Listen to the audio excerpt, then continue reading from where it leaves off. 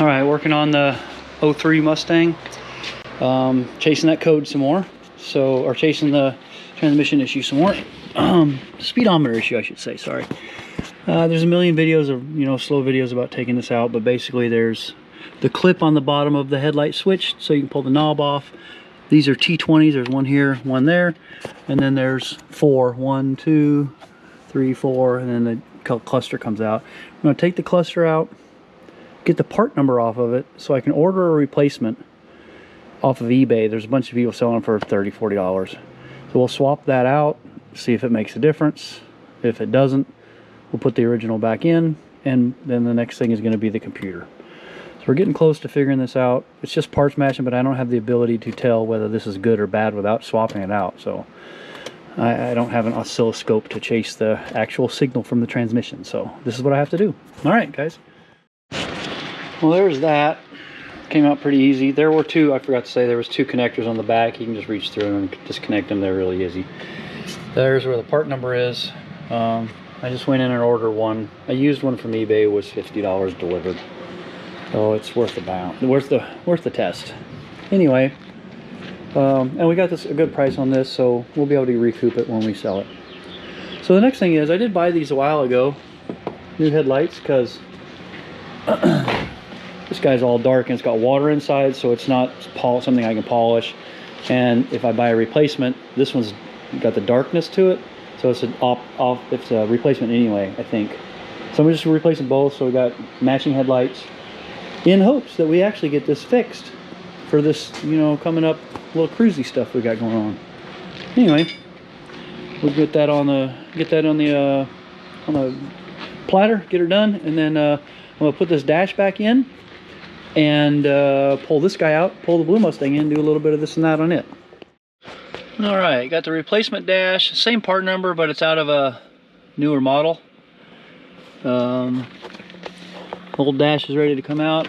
I got the battery charger on on 10 amp just to keep it charged up while I play with the laptop. It's a learning experience, so I'll learn right along with me. If you swap out the dashes, this theft light comes on because it's got a different serial number in it. So I think what I got to do is hook up the software,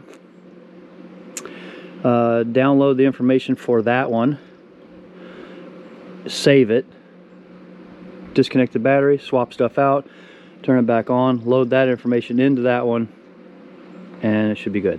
We'll see. Well, here I am with the computer. I forgot that I had to get the second key cut, so I got that. I messed up. I had 2. I messed up the first one.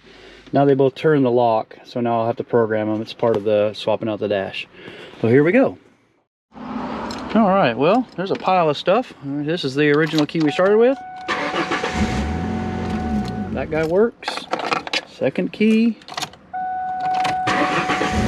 That guy works. And while I was at it,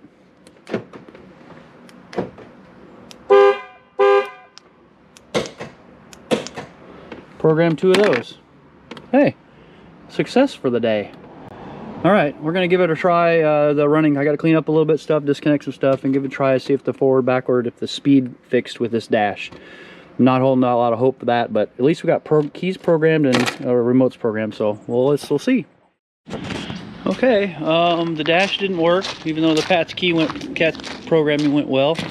I currently still have the old dash in there. The replacement dash. I'm going to put the original dash in because it's nicer. The lens is cleaner, it's nicer.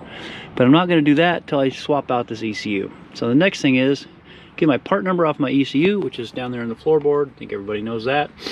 And then get it swapped out, reprogram it, and go from there.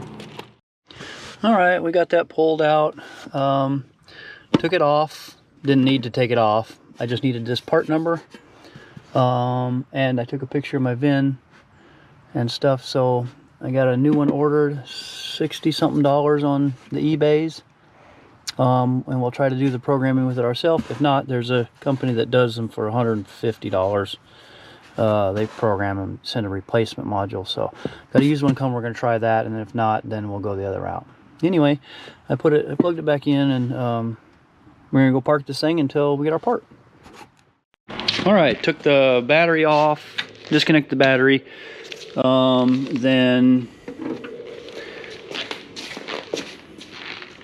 disconnect the battery, then swapped out the PCM.